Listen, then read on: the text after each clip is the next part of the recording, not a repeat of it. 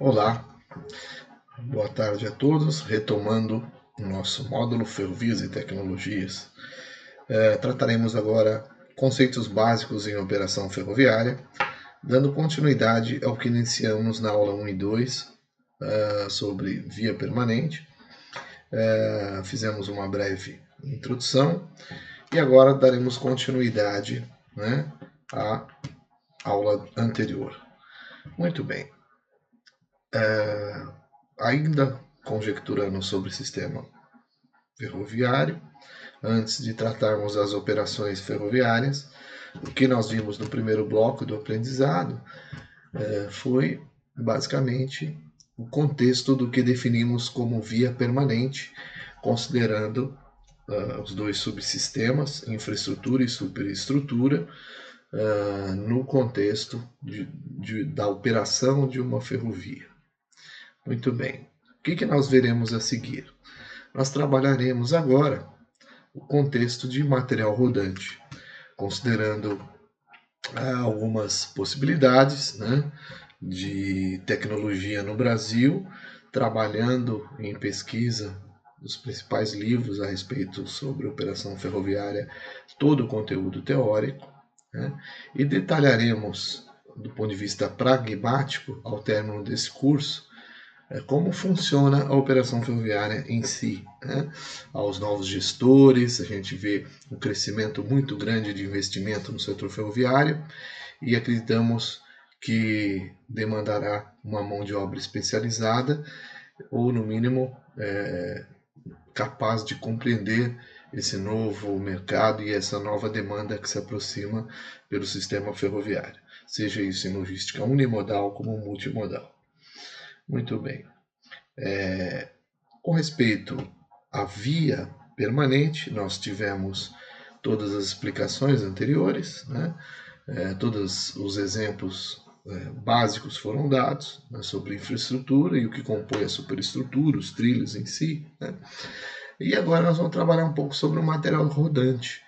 O que vem a ser o material rodante dentro desse contexto ao qual procuramos deixar conceitos básicos elementares para o conhecimento dos senhores. Nós temos aí o material rodante dividido entre o material de tração, a locomotiva em si, e o material rebocável, que são os vagões, os carros de passageiros, por exemplo, os veículos ferroviários de manutenção dos próprios trilhos, que são rebocáveis, e, portanto, dependem do material de tração, que são as locomotivas. Okay? Esse bloco do aprendizado vai trabalhar essa parte da estrutura organizacional da ferrovia. Nós vimos que a estrutura da ferrovia ela depende de uma boa via permanente e, consequentemente, do material rodante. E trabalharemos depois o contexto de forma não tão aprofundada, mas para que vocês tenham uma ideia sobre sinalização e comunicação, para chegarmos no objetivo final, que é tratar sobre a operação ferroviária. Ok? Então vamos avançar um pouquinho, e primeiro vamos entender aí o contexto do que na prática nós vemos por diversos sites da internet, exemplo desse do Brasil Ferroviário. Como é que eles definem material rodante? Material rodante, no Brasil aí, basicamente é o que a gente chama de trem, ou qualquer composição ferroviária que venha trafegar sobre trilhos. Existem diferentes formas de se chamar o material rodante. Por exemplo, em Portugal, como esse próprio site demonstra, chamam-se convenientemente de comboios ferroviários. Aliás, o termo comboio ferroviário, o termo comboio em si é aplicado também para o modo rodoviário, mas ao caso aqui chamam aí o material rodante também de comboios ferroviários. Então não estranhe se aparecer qualquer denominação nesse sentido. Outro aspecto que a gente sempre pensa, então, assim, se nós já temos um conceito de material rodante, considerando composições ferroviárias, considerando os trens propriamente ditos, a gente tem que entender como o material rodante ele é formado, né? O material rodante ele é formado nas operações ferroviárias, considerando o material de tração, que é composto por locomotivas, e os equipamentos de via, né? O que é denominado aí o material rebocado, os vagões, né? Então, a gente pode até resumir que o material rodante é todo veículo que ele vai trafegar sobre os trilhos paralelos de uma ferrovia, né? E é importante a gente entender sempre que esses veículos ferroviários, eles distinguem-se em si por inclusão, né, de veículos também de manutenção, como eu disse, né, veículos, os vagões em si, com suas respectivas tipologias, que nós vamos também explicar a seguir, ou o que denominamos como os carros ferroviários, que são mais conhecidos como vagões de passageiro, né? E que dependem basicamente das locomotivas, né, e funções automotriz, né, entre outros pontos que esclareceremos aqui de forma técnica. Ainda pesquisando, navegando lá pela internet, buscando ainda fazer essa relação do que se tem dito sobre material rodante de forma bem pública na internet e o que se tem em livros para aprofundamento, né? Essa comparação é importante para que a gente possa não confundir conceitos e aprofundar, né, com mais, digamos assim, certeza o contexto do que exploramos como material rodante. Vamos trabalhar, por exemplo, os vagões, né? Então, como podemos definir um vagão? Segundo esse site do Brasil Ferroviário aqui, 2018, é o veículo destinado ao transporte de cargas ou veículos para o transporte de passageiros, que são muito comumente chamados de carros, né? Incluindo aí especificidades como carros dormitórios, restaurantes, né? E os vagões de mercadorias podem ser fechados ou abertos, né? Os abertos podem ser dos tipos pranchas, gôndolas com fueiros de bordas, plataformas e etc. Então, o que a gente percebe aqui? Vamos lá. Primeiro, né, que nós temos veículos específicos para transporte de passageiros, também comumente, né, chamados de carros, né, com suas especificidades, dormitórios e restaurantes, e os vagões que trabalham com mercadorias, que também, por tipologia, são diferenciados, sendo eles fechados ou abertos, considerando que, a exemplo do container, utilizamos os vagões abertos, tipo pranchas, né, ou até fueiros, né, adaptados para o transporte de container. Né? Então, a tipologia de outros vagões, né, especiais para certas mercadorias que existem, digamos assim, uma cautela maior no transporte, vão ao encontro também a característica da carga. Então nós temos lá vagão tanque, vagão frigorífico, vagões mais rebaixados para a possibilidade de duplo empilhamento, exemplo do vagão para o transporte de containers em sistema de double stack, né? Vagões para minérios, né? Então, enfim, até vagões para condições de animais, né, vivos. Então, temos aí também uma especificidade relacionada à tipologia do vagão que responde a uma determinada característica de carga. Esse é o sentido da diversidade de vagões em inclusão de composições ferroviárias, né? Agora, basicamente, todos os vagões têm suas limitações, né? Ele vem mencionado, né, ao lado, na lateral do vagão lá, qual que é o peso útil que aquela tecnologia de vagão pode suportar, né? Diferenciando, né, a sua capacidade de peso útil da sua tara, né, o próprio peso do vagão, né, o peso normal só do vagão vazio em si, né, para que se tenha uma leitura, para que o operador tenha uma leitura de operacionalizar o sistema sem nenhum risco de acidentes ferroviários por excesso de peso ou de gabarito no vagão, como nós vimos também na aula anterior, né? Então, podemos dizer, concluindo com essas simples explicações, que uma composição ferroviária ela pode estar formada por mais de uma locomotiva, né? E também por mais de um vagão, né? Por quê? Porque essa inclusão depende só de um sistema convencional, né, e padronizado de engates que permitem esse acoplamento, né, dentro de uma única composição ferroviária. E, consequentemente, né, esses vagões eles são, na operação ferroviária, agrupados ou engatados nessas locomotivas em áreas específicas, né? Quais seriam essas áreas específicas? Os pátios ferroviários em si, né? Os ramais privados que formam os trens, né? Muitas empresas possuem possuem um parque ferroviário ou um ramal privado para formar os trens, né? E dessas áreas é que se inicia o quê? A operação ferroviária, né? E deve-se considerar, né, as limitações para o entendimento operacional de uma composição ferroviária. Você tem a sua capacidade mínima para o entendimento de composição ferroviária. Qual seria a sua capacidade mínima? Então, por exemplo, a unidade mínima de tração de transporte é o vagão, né? E a unidade mínima de tração é a locomotiva.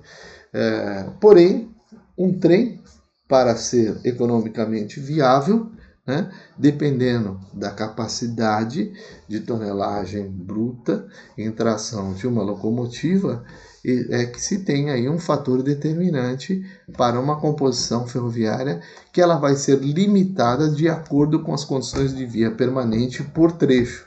Por isso aí, todo o sentido de se ter contato com o concessionário ferroviário para saber o que? As limitações contratuais por rota, por fluxo de carga ou trecho em determinado percurso por sistema ferroviário. Ok? Vamos também detalhar isso em operação ferroviária. Por enquanto, continuando aqui nas explicações das características de tração por composições, né? E basicamente a importância de que uma composição é formada por uma locomotiva e uns vagões, vamos entender um pouquinho como e o que é uma locomotiva, né?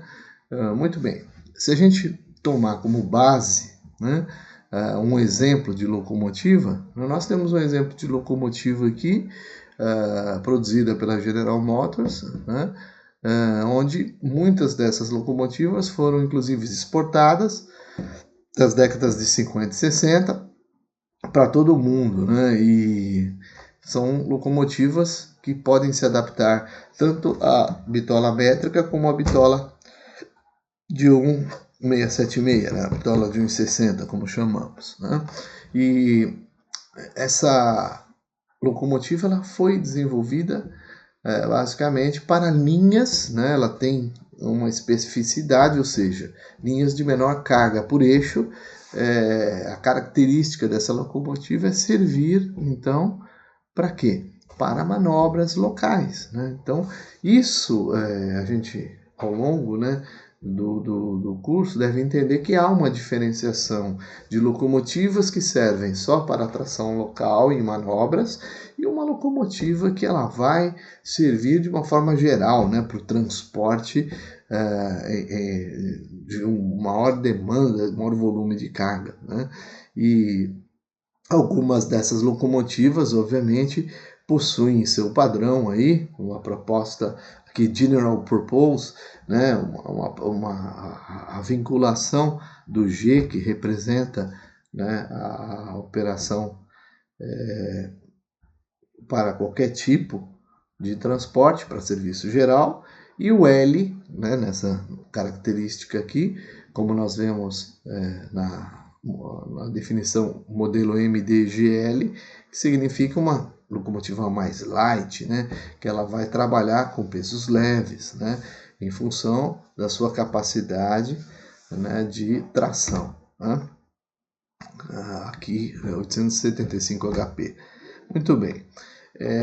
Essas locomotivas, elas normalmente são utilizadas, né, para cargas de menor peso, né, em circunstâncias de tração simples, obviamente, para carga ou passageiro, embora haja também algumas exceções em formação de duplas e triplas, locomotivas dessa natureza, em caso de recursos escassos em determinada região, ou seja, uma estação ferroviária, em um município menor, com condições aí para aumentar a capacidade de tração local.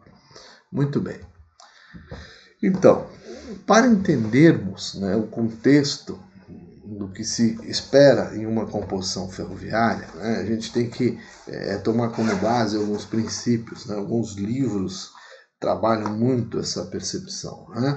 A composição ferroviária, ela diz respeito aí ao que nós podemos visualizar na formação entre locomotivas e vagões no seu contexto inicial e final. Então vamos lá, o contexto final de uma composição, inicial de uma composição, melhor dizendo, diz respeito à frente da composição ferroviária, ou seja, é a extremidade da composição que está no sentido, digamos assim, do deslocamento da composição. Essa parte inicial da composição pode ser chamada de frente ou testa.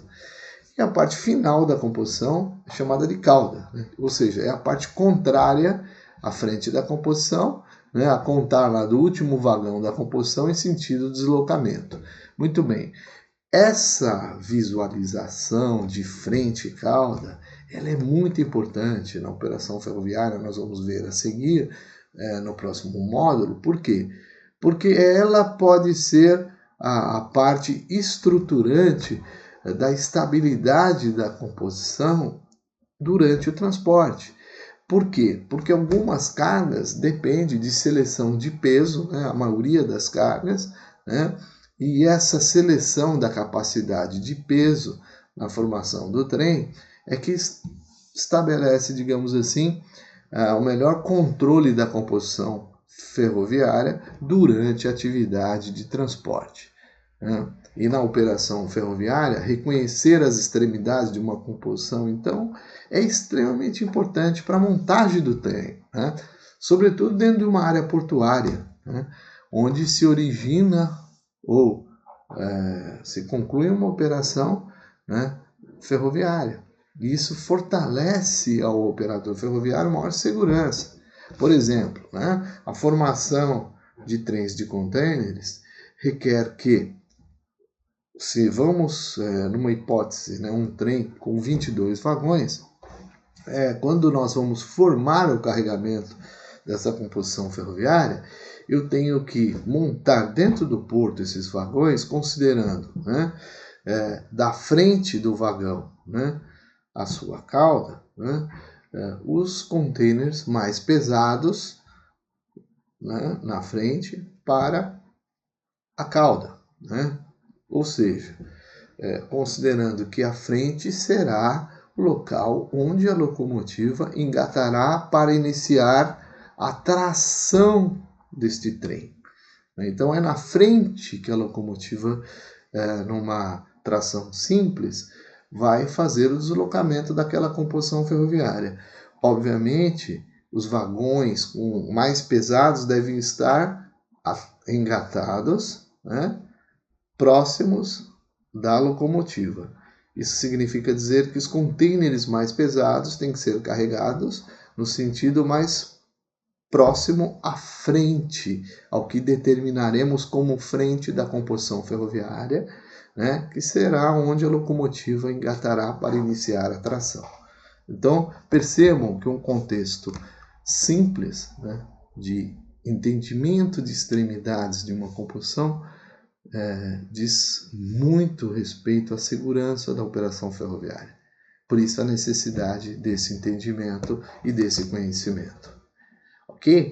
Agora, nós vimos aqui essa visualização inicial, essa introdução, o que dizem os sites sobre esses conceitos. Teoricamente, o que a gente pode estar encontrando, né, que dê, digamos, apoio a essa contextualização em termos de, digamos assim, de exemplos de composição ferroviária, considerando aí a forma de se classificar uma composição a partir do que? Da função da localização das locomotivas em uma composição ferroviária. Vamos lá, vamos tentar ver? Por exemplo, uma tração simples, né, ela existe somente considerando o quê? Uma locomotiva na frente da composição. Então agora nós sabemos entender as extremidades, e quando nós vemos lá uma única locomotiva na frente da composição, né, eu entendo que eu estou tendo uma operação ferroviária, que eu estou formando uma composição ferroviária que requer o quê? A tração simples, né, considerando a necessidade específica daquela carga para uma única locomotiva, né? E dentro dessa visualização, né, nós temos aqui na imagem, né, uma locomotiva tracionando diversos vagões com tipologias diferentes, né, vagões aqui fueiros, né, e como é que a gente pode entender a operação desta ferrovia? Vamos ver se dá para ver esse filminho aqui, só para exemplificar o contexto operacional desta tração simples. Vamos ver um pouquinho, vamos ver se dá para a gente visualizar, né?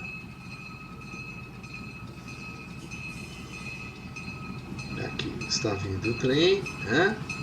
Estamos vendo aqui o trem vindo, né?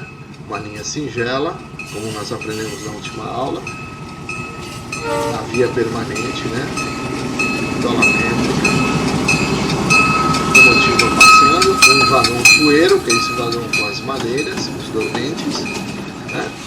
E os vagões cômodos, abertos, né?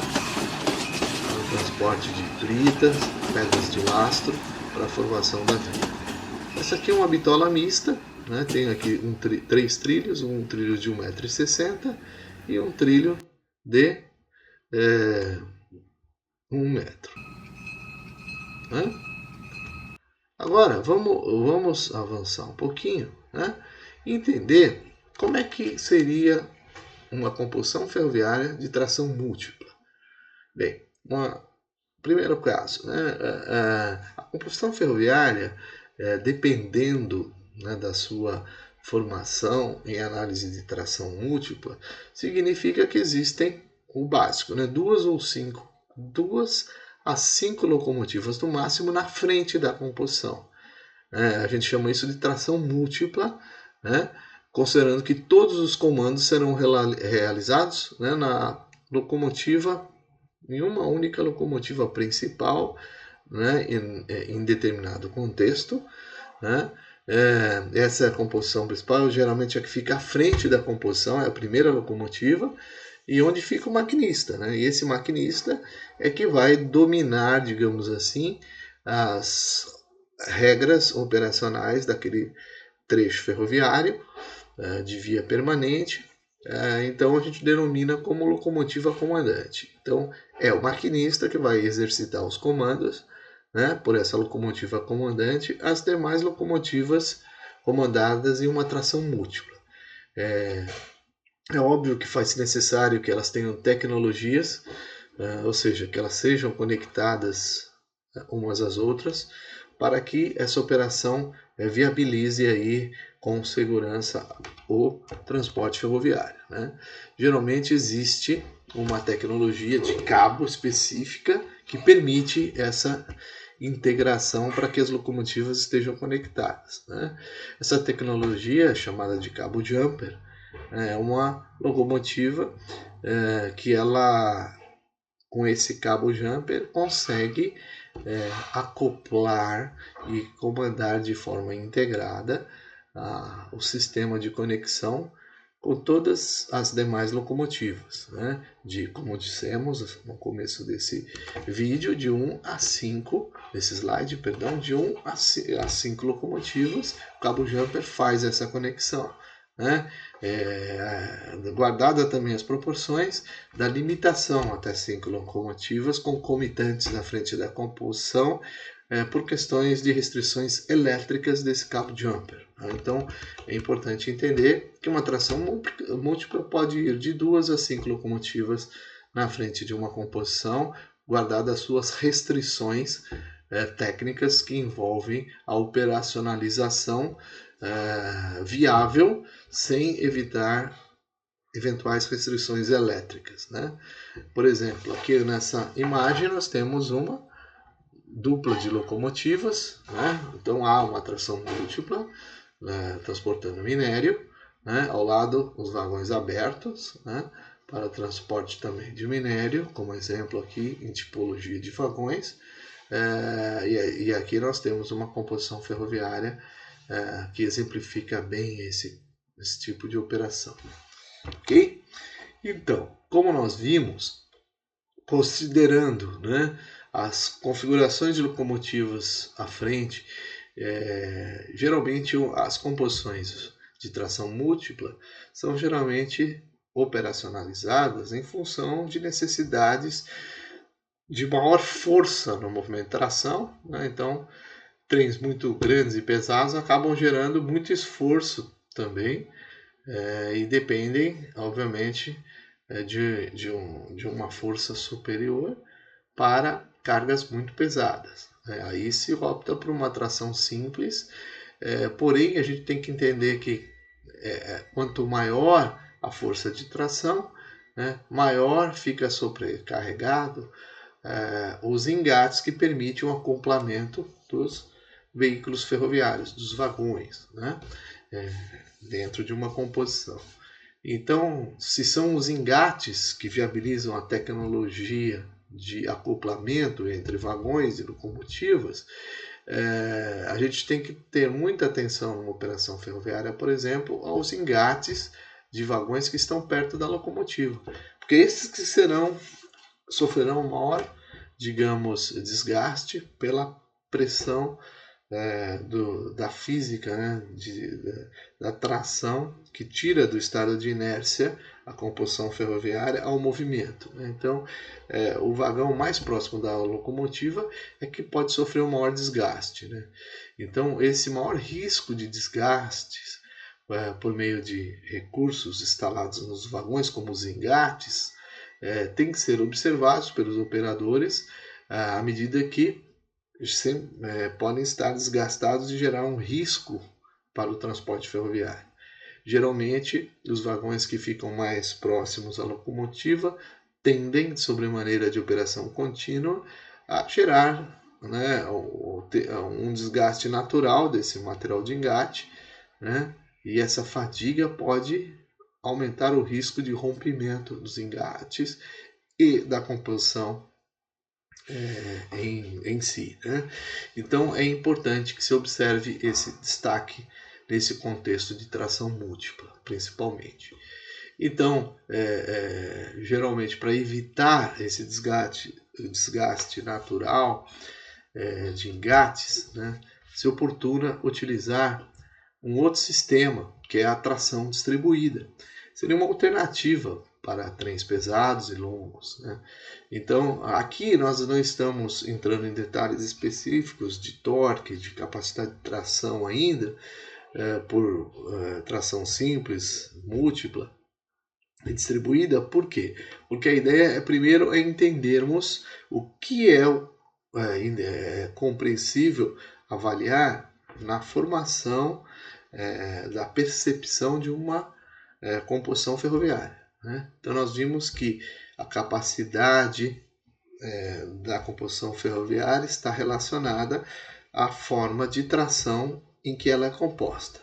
Então, nesse momento, sabemos que temos um modelo de tração simples, com uma única locomotiva, temos um modelo de tração múltipla com mais de 2 locomotivas até 5, e temos agora uma outra alternativa, que estamos vendo agora, que é a tração distribuída, né? Que vem a ser uma ou 2 locomotivas que são posicionadas à frente e uma outra no meio da composição, ou alguma outra posição do trem, né? Então eu teria uma locomotiva intermediária no meio da composição, né? Além das duas ou mais locomotivas que estariam à frente. Muito bem.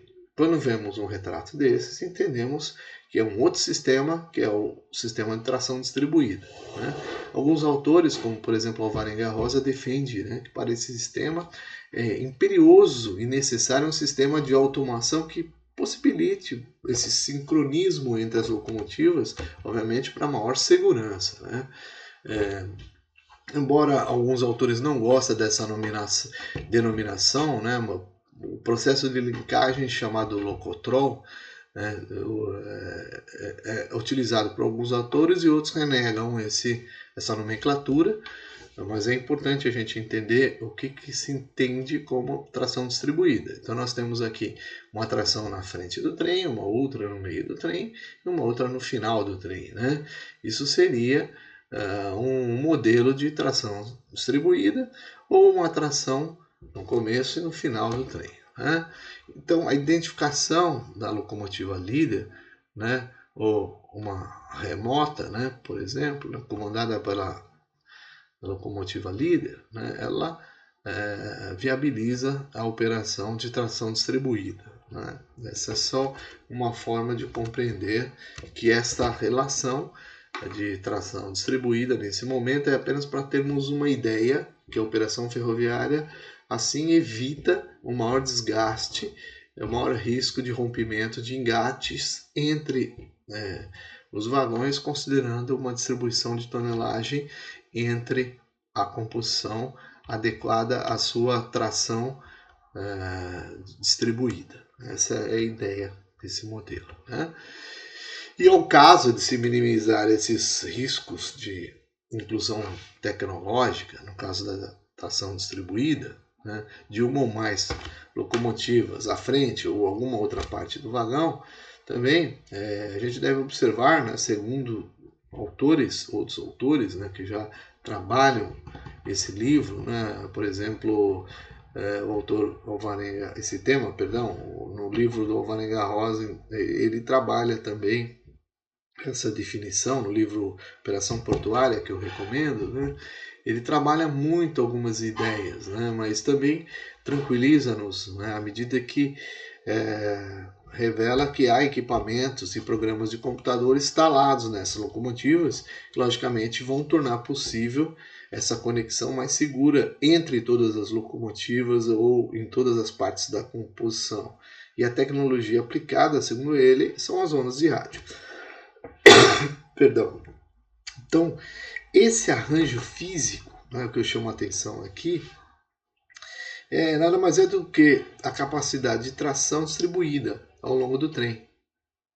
E para que é usado isso? Para reduzir o esforço dos engates dos vagões próximos às locomotivas. Isso permite, inclusive, às vezes, um maior comprimento da composição.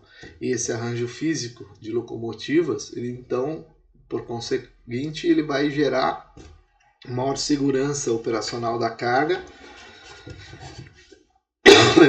né, porque também melhora a frenagem do trem.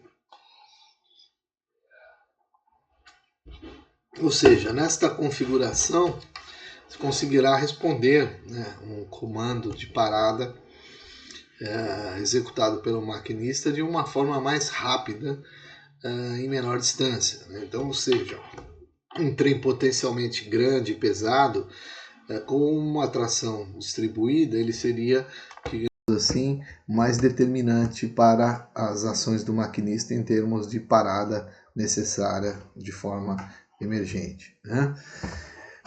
E por fim, o quarto modelo de se perceber uma composição é o que nós denominamos aí como tração helper, ou seja, uma locomotiva que vai socorrer, né, uma composição na cauda.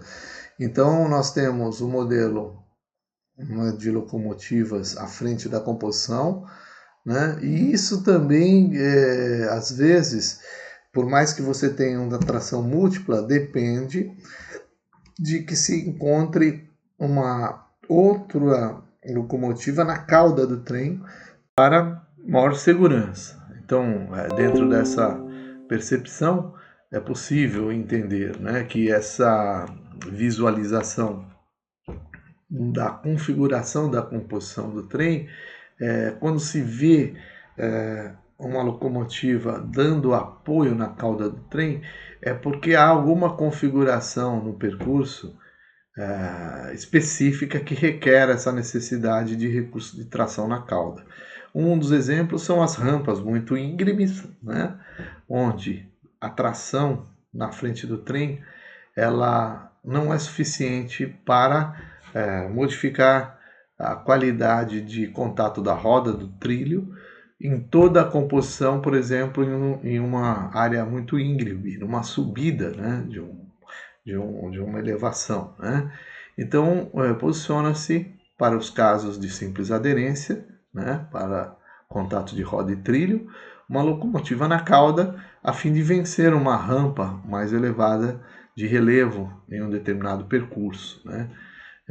E aí esse sistema helper é só para ser usado em partes do percurso quando se tem uma rampa elevada que se perde o contato de roda do trilho só com a tração na frente da composição. Então se põe uma locomotiva na cauda para viabilizar essa tração com mais facilidade e obviamente ao término desse percurso, não existindo nenhuma restrição de rampa a seguir, essa locomotiva pode ser desengatada e voltar para o pátio aguardando o próximo trem para esse mesmo tipo de necessidade.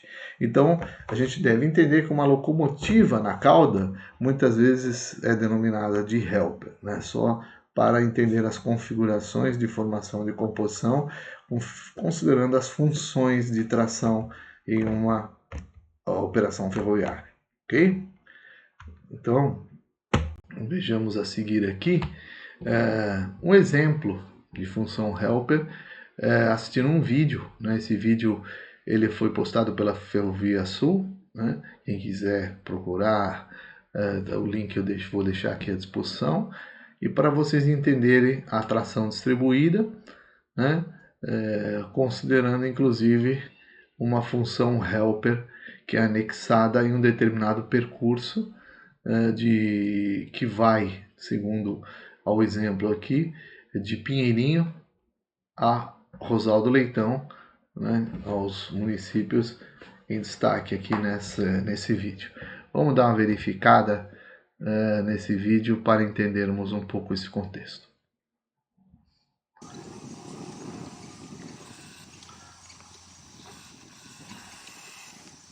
Esse vídeo ele é um pouquinho grande, mas dá para entendermos um pouco, né? Nós já estamos visualizando ali uma locomotiva, né, tracionando os vagões especificamente, né? Vamos verificar se a gente adianta um pouquinho aqui para tentar enxergar, né, o trem.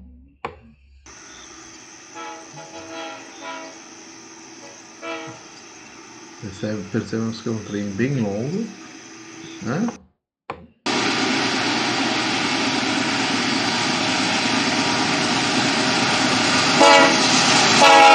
Temos aqui a passagem do trem.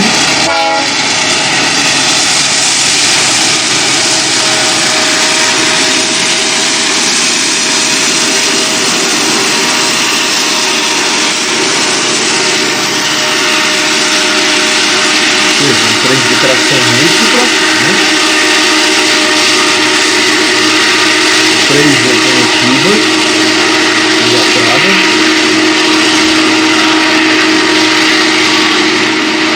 E os demais vagões sendo tracionados. Okay?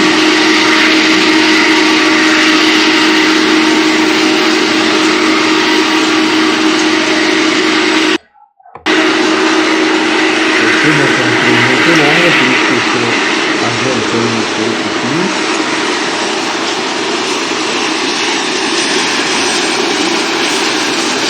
Vejam que é um trem muito grande, muito entre Pinheirinho e Rosaldo Leitão, com locomotivas, 3 locomotivas no comando, né, e uma locomotiva que vai ser anexada na estação de Rosaldo Leitão, trabalhando como helper para dar apoio em parte do percurso íngreme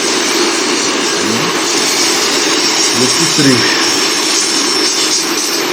Nós vimos mais 3 locomotivas tracionando essa quantidade de vagões, como deixa bem claro isso para nós. E agora vamos ver que temos uma outra locomotiva na função helper na cauda desse trecho. Deixa eu avançar aqui um pouquinho para a visualização dessa última locomotiva. E aqui ela aparece. Temos aqui 2 locomotivas na cauda do trem com a função helper em apoio em um trecho de rampa íngreme, o que dá maior segurança e estabilidade operacional para esse trem da Ferrovia Sul, né? A época em controle da ALE, da Então, essa é a função da composição ferroviária, condição de tração helper. Então, é importante a gente entender na prática como funciona esse sistema que auxilia na tração. 2 locomotivas atrás, na cauda do trem, em direção ao deslocamento. E uma área que a gente percebe que há uma rampa íngreme, né? Subir. Ok? Quem quiser depois poderá acessar esse link e ver num tamanho maior aí, com maior definição aí, essa operação, ok?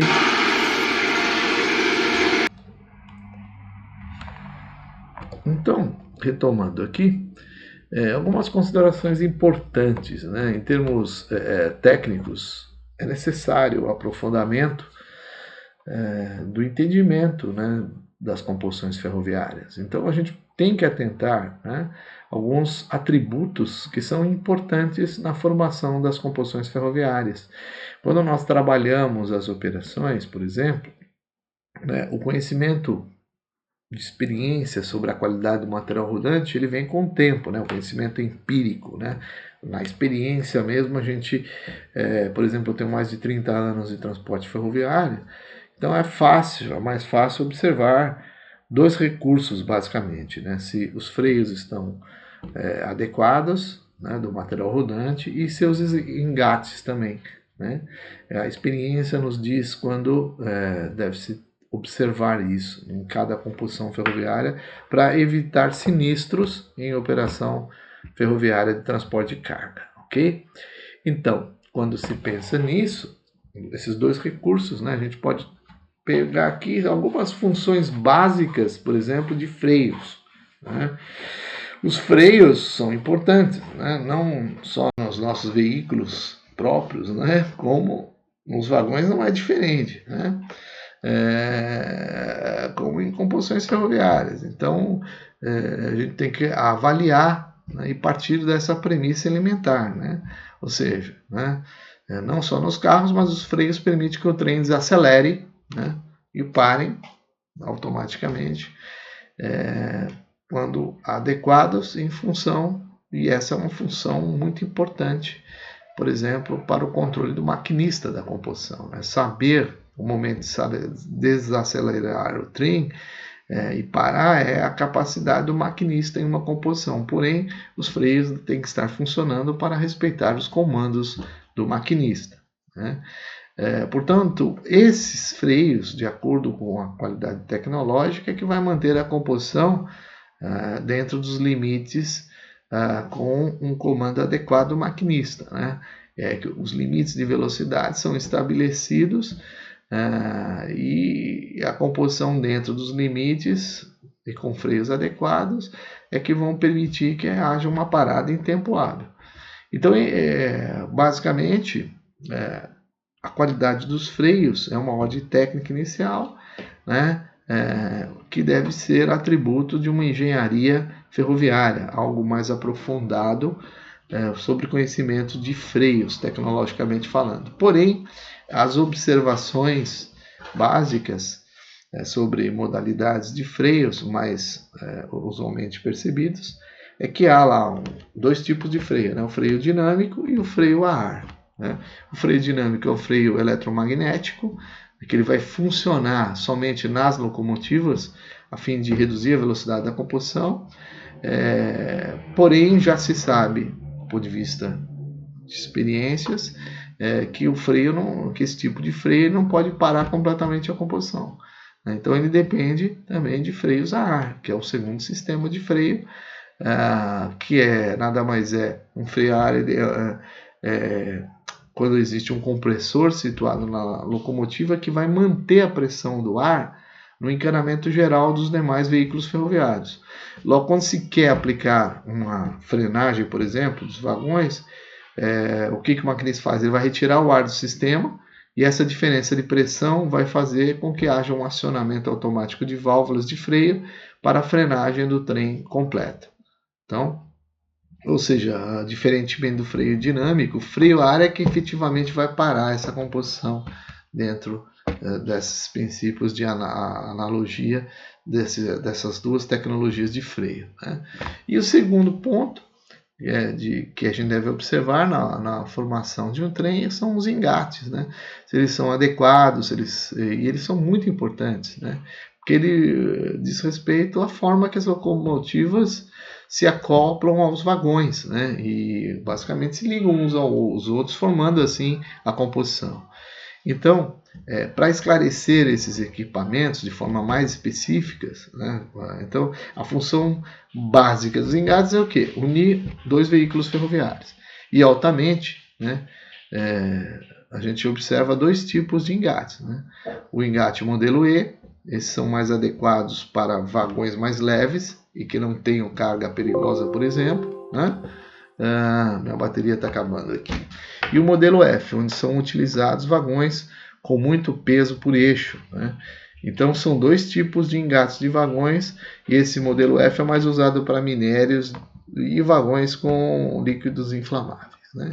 Então esses dois tipos de engates, com esses dois tipos de engates aí é que nós operacionalizamos o material rodante, locomotivas e vagões. Ok? Aqui seguem os dados sobre nossa pesquisa, né? E nós encerramos essa parte, né? Agora, para que possamos entrar na terceira parte da nossa estrutura do módulo ferroviário, falando um pouco mais sobre sinalização e comunicação. Ok? Agradeço a atenção de todos, espero que as informações aqui ajudem vocês a entenderem um pouquinho melhor a operação ferroviária. Mais uma vez, é uma honra muito grande participar desse curso do Senep, né? E fiquem à disposição de fazerem perguntas sobre todo o conteúdo. Eu sou o professor Washington Luiz Pereira Soares, mestre em gestão de negócios, administrador de empresas em formação, com pós-graduação em Direito Ambiental Internacional. Fico à disposição de todos os alunos para as perguntas que se façam necessárias sobre o tema. Ok? Muito obrigado e até a próxima aula.